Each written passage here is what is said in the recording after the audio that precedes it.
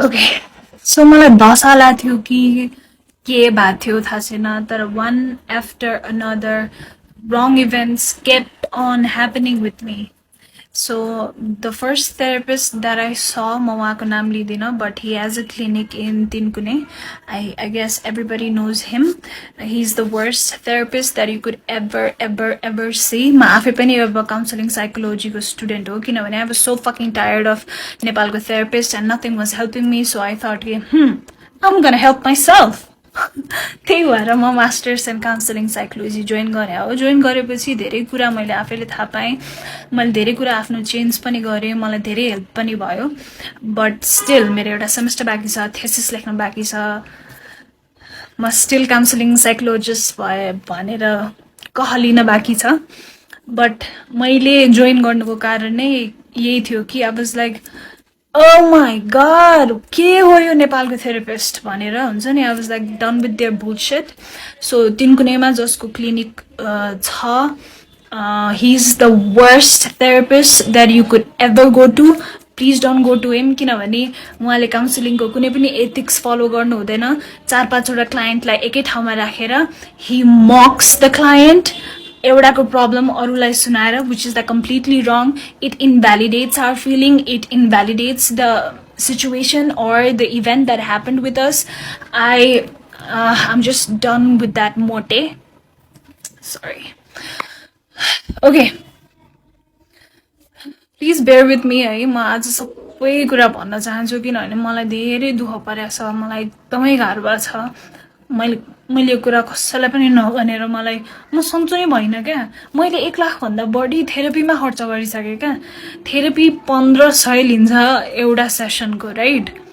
मैले 1 लाखभन्दा बढी थेरापीमा खर्च गरिसकेँ. 70,000 त मैले सुसाइड गरेरै एकचोटिमा खर्च गरिसकेँ. म लाइक भर्खरै आई अटेम्प्टेड सुसाइड र म नर्वेकबाट आएको. I am not lying. I can show you the bill. 61,000. I could have gone for a trip. More trip? I could have gone to Bali. My point is, please don't. Please get help. If you're not getting right help, that means you are not wrong. That means that person is not able to help you. There is always someone who is able to help you. So please, मैले गरेर mistake नगर्नु. My recent suicide attempt was thankfully I am alive. किनभने I don't know, something happened. Something just switched inside of me. Okay, so coming back to my relationship part with that Mr. Tiwari, he was so abusive towards me, and I used to like break up with him every single night because I want to get rid of him, but he would not allow me to. अहिले आएर मलाई यसो सोच्दाखेरि he might have narcissistic personality जस्तो लाग्छ, but I'm no one to like diagnose him. So MSP भनेको Microsoft student partner हो. I think सबैलाई थाहा छ, लाइक मोस्ट अफ द पिपललाई थाहा छ. सो मेरो कलेजबाट म र एउटा केटा सेलेक्ट भएको थियो MSP को लागि. अनि हामीलाई धुलीखेल चाहिँ 2 दिनको बुट क्याम्पको लागि लिएर गएको थियो. अनि म धुलीखेल गएँ है. अनि त्यो तिवारीले कहाँबाट थाहा पाएछ. अनि हि स्टार्टेड टेक्स्टिङ मी कि अब त त्यहाँ भएको सब केटाहरूसँग सुत्छेस् त, त्यही सुत्नलाई गएको हो. सो मेरो कलेजबाट हामी 1 2 3 4 5 जना गएको थियौँ. All boys and me. म एक्लै गर्ल. कोडिङ बुट क्याम्प थियो, समथिङ के बुट क्याम्प थियो अहिले मैले बिर्सेँ होइन. अनि हि युज टु से कि अब एकपछि अर्को त सबैसँग सुत्छस् होला यताउति भनेर. अनि he threaten me to like come to that Dhulikhel resort. हामी धुलीखेल रिजोर्टमा थियौँ. अनि त्यहाँ आएर म तेरो सबको अगाडि बेइज्जत गरिदिन्छु भन्ने यस्तो कुरा गरेर he like literally scared the shit out of me. अनि he came also. He came, मलाई कल गर्यो. म डराएर रिजोर्टको बाहिर गएँ. समहाउ मैले फकाएर उसलाई घर पठाएँ. But again he slapped me. He pulled my hair. And I accepted all of those things क्या. अहिले फर्केर हेर्दाखेरि नि मलाई छोस् त मात्रै. तर त्यो बेलामा अभियसली मेरो कन्फिडेन्स एकदमै लो थियो. I was like 1 ounce of लभको लागि म जे गर्न नि तयार थिएँ. बिकज मेरो मेन्टालिटी नै लाइक फक्टअप भइसकेको थियो नि त त्यो मोमेन्टसम्म. अनि त्यो बुट क्याम्पमा I met Another guy, Mr. Rimal. Please remember this, Mr. Rimal. So he was doing engineering from engineering college. And we met त्यसपछि obviously flirty and all भयो. अनि next day त्यो बुट क्याम्पबाट फर्किएको next day he sent me Facebook request अनि we started talking. He was super handsome. I fell for him. अनि त्यसपछि I shared everything to him कि मसँग के भइरहेछ र मेरो अहिलेको boyfriend मिस्टर तिवारीले मसँग के गरिरहेछ. And I asked him that if you could help me, please take me out of this. And he agreed to help me.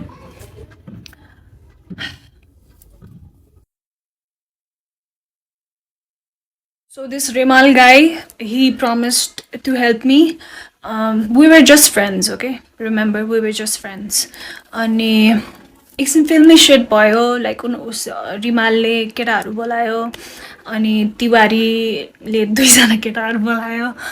I know it was like really funny. अनि Tiwari said कि okay, this call belongs to you. I would not fight for it भनेर because that Rimal guy brought so many guys. And since that Rimal guy helped me to get rid of Mr. Tiwari, I started idolizing him. He was like an angel to me. And eventually he proposed and we got into a relationship. And he was nice to me for 2 weeks or so. त्यसपछि he started showing his color.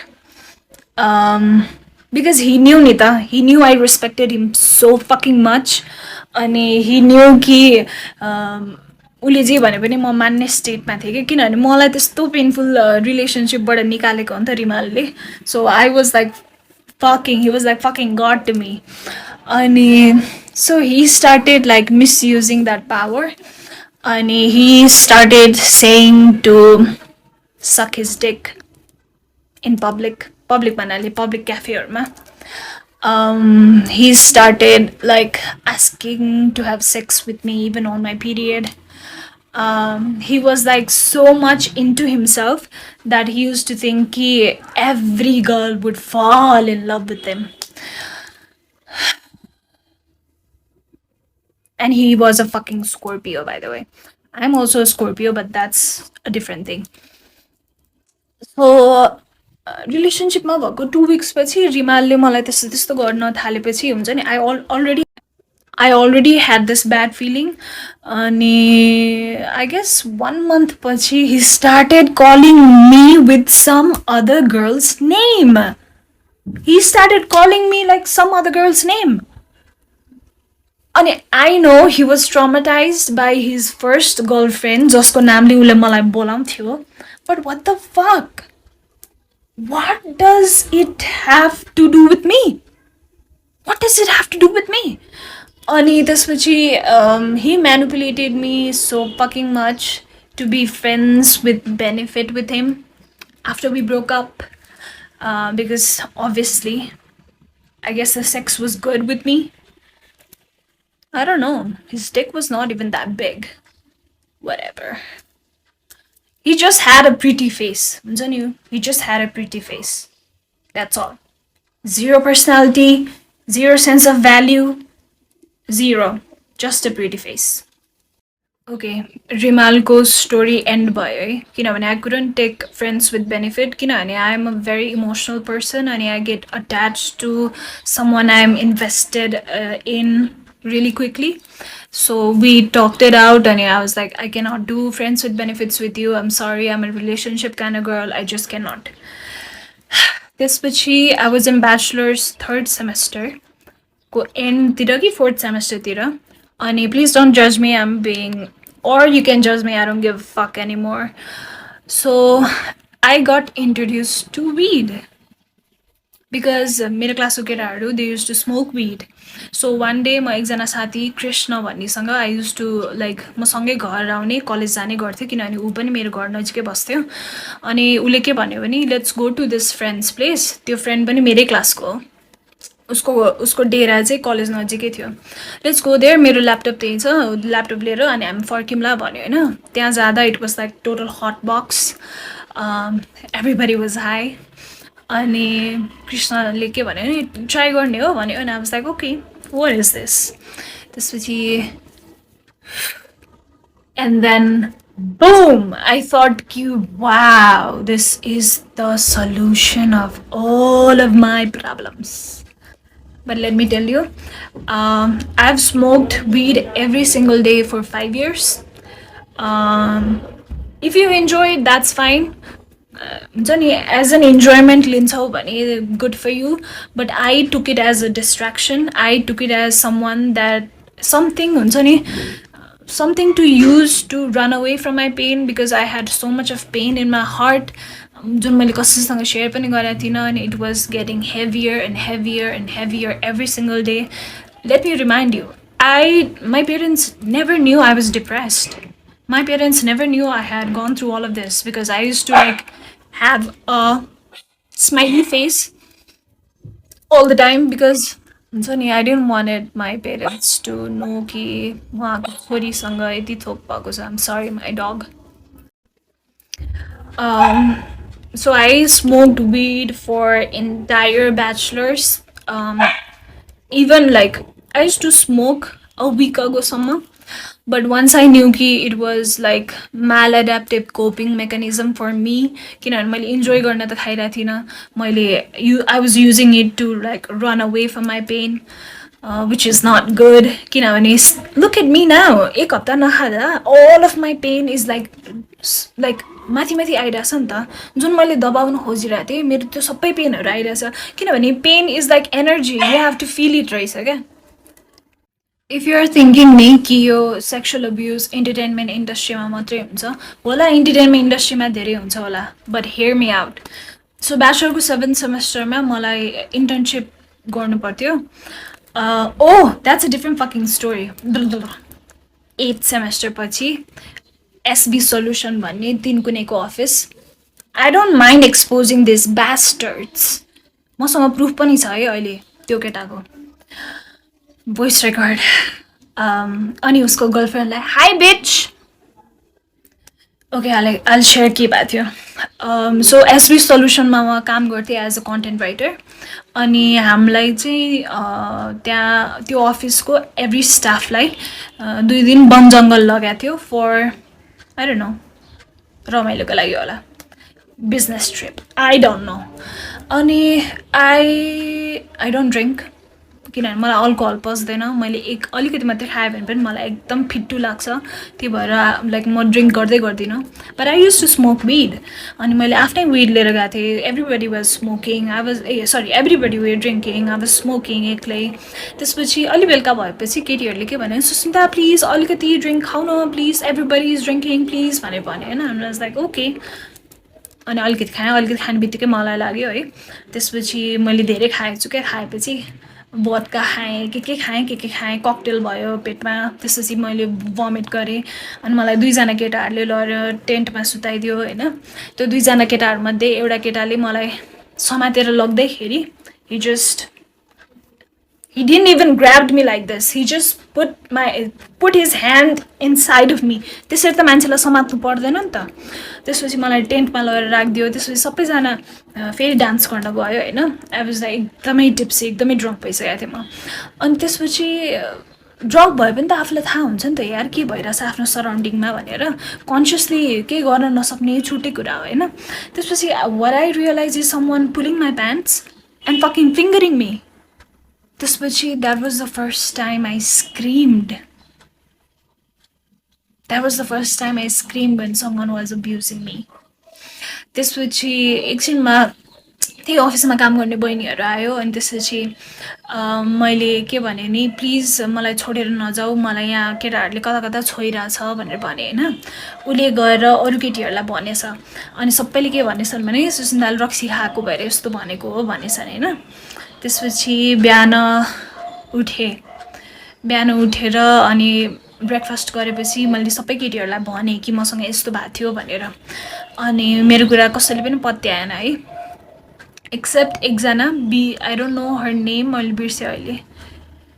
त्यसपछि सबैजनाले के भन्यो भने अफिसमा गएर कुरा गर्ने भनेर भन्यो होइन अनि ठिक छ अनि नेक्स्ट डे हामी अफिस गयौँ त्यसपछि मैले आफ्नो सिनियर्सहरूलाई पहिले भनिसकेको थिएँ सिनियर्सहरूले मलाई एचआरको रुममा बोलायो एचआर म्यामले के भएको भन्यो त्यसपछि मैले भनेँ त्यो के अरे यस्तो रिस उठेको छ नि मलाई त्यो एचआरले के भन्यो भने सेक्सुअल अब्युज त सबैलाई हुन्छ why are you reacting so much At this point, I just wanted to punch her in her fucking face. But I wanted to be sane person.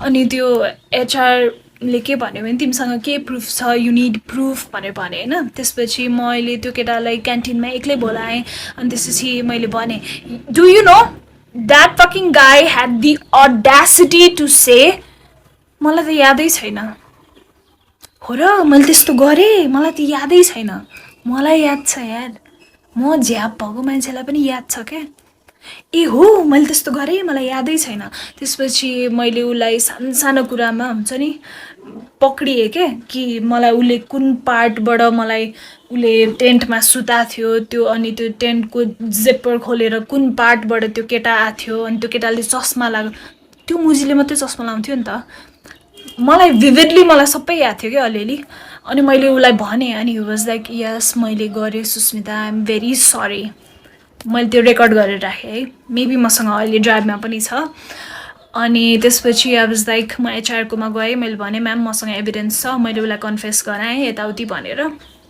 त्यसपछि अफिसको सबैजना स्टाफलाई मेन हलमा राखेर आई एक्सपोज्ड हिम सेइङ कि यो मान्छेले मसँग वन जङ्गलमा के गरेको थियो एन्ड अल अनि केटीको दुश्मन केटी नै हो क्या केटीको दुश्मनमा केटी नै हो क्या you know what his girlfriend said to me you are not ready for it she said यस्तो छोटो लुगा लाएर केटाहरूसँग बसेर रक्सी खाएपछि त्यस्तो भइहाल्छ नि it is your fault I wanted to fucking rip त्यो को everything apart but my boyfriend at that time was so fucking dumb that he didn't allow me to hit her. He was just pulling me back.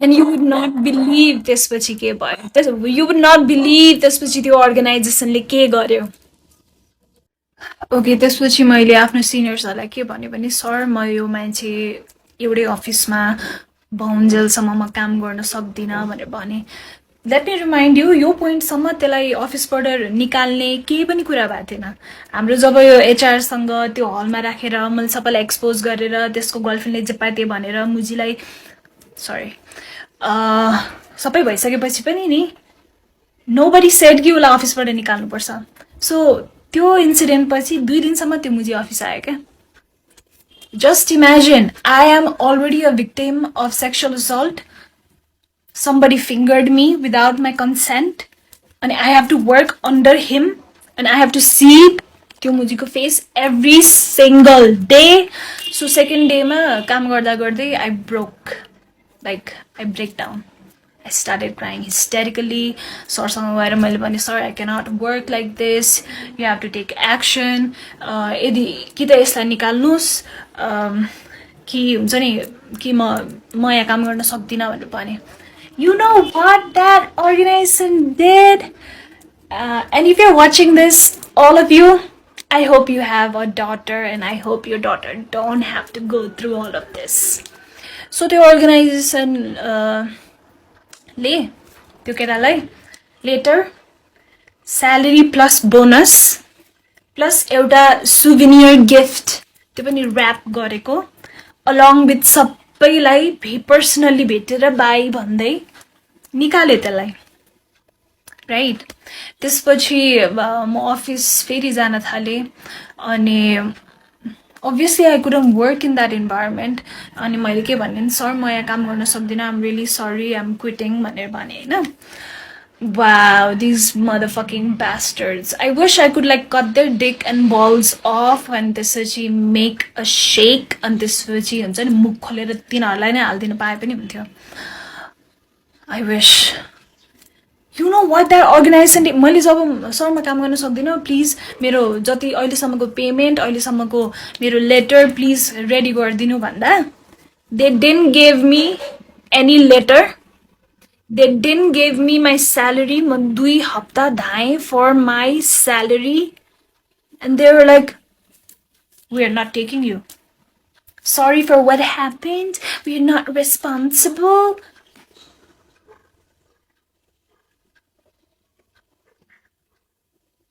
Just imagine. मलाई कति ठाउँमा धोका भएको छ क्या. Just imagine. Just imagine. Please imagine के एकचोटि.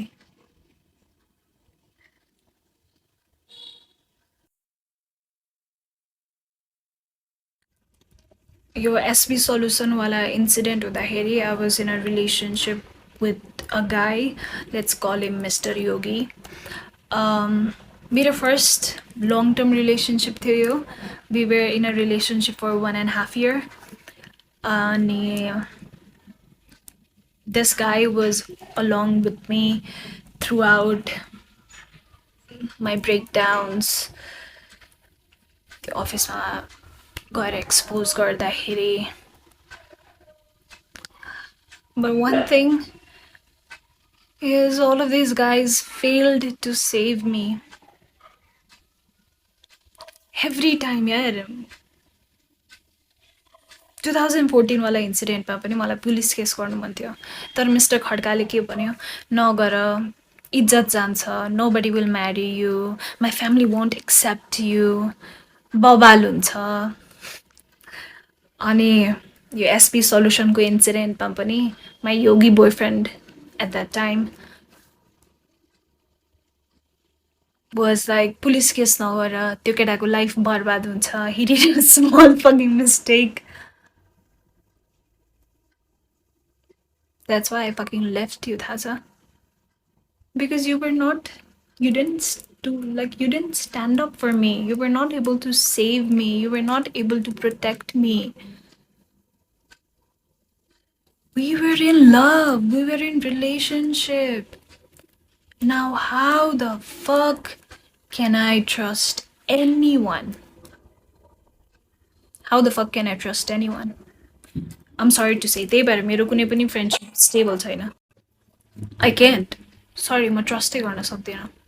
Because everybody I know, everybody I believed in turned their back on me when I needed them the most. And this yogi guy was so done with me after the SB office wala incident that he literally told me ki I wish I was single. That's why I let him go. That's what you do, right? That's what you fucking do. I'll never forget you, and I'll never forgive you. Especially Mr. Khadka and Mr. Yogi.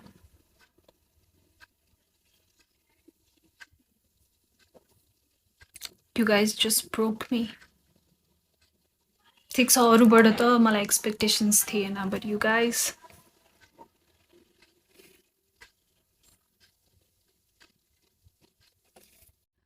I had been distracting myself with weed, with multiple relationships, smoking every day and running, like jumping from one relationship to another. But distraction is not solution, Reza. Once I stopped distracting myself, त्यो सबै pain हुन्छ नि माथि आउँदो रहेछ because that pain gets stored in your body in a form of energy and that should be released in a form of energy because science, yeah, energy can neither be created nor be destroyed. It can be transferred from one form to another. मैले ढिला बुझेँ सबै कुरा. To whomever you are whoever is watching this, if you're going through something, dealing with it solution रहेछ, running away from it चाहिँ solution रहेन रहेछ. म धेरै वर्ष भागेँ, फाइनली अब भाग्दिनँ, अब म फेस गर्छु भनेर बसेको छु. I have nightmares. I cannot sleep. I have no appetite at all. I get panic attacks. I have like constant anxiety.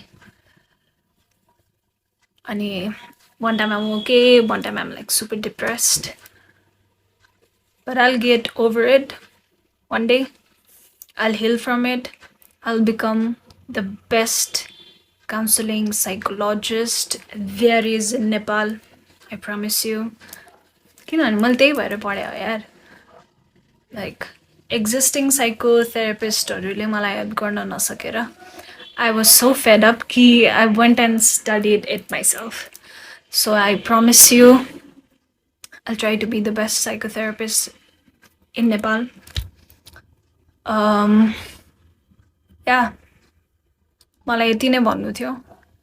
2014 देखि 2021 सम्म was very, very dark for me.